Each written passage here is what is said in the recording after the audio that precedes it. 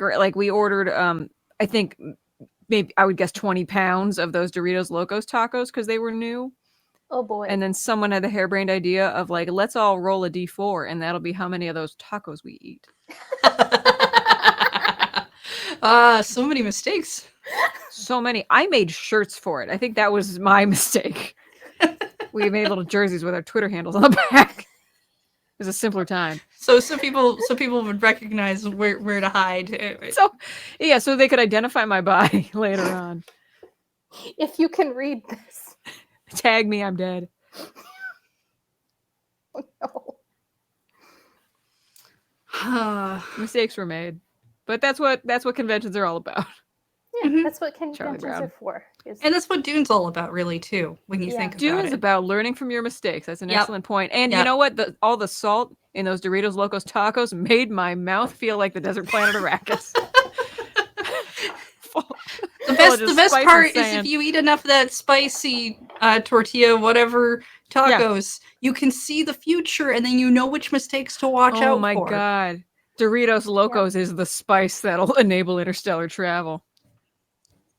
I've learned this week that I know jack diddly squat about Animorphs, but more about Dune than I thought. Right? And that's funny considering how often they cross over, you know? Yeah. A lot. Yeah. How Paul much Atreides is an Animorph, right? He turns when you cross that desert of fan fiction and novels and movies, you just can kind of get wherever you want.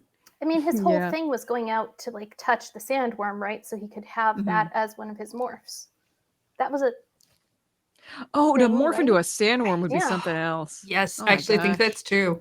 I think at one point he really does turn into a sandworm.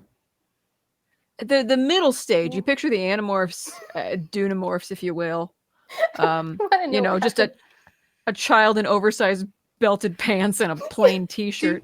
Dunamorphs sounds like a franchise of stuffed animals, like Webkins or something, that you gotta like find the right amount of sand to put in, and then you can have an internet code.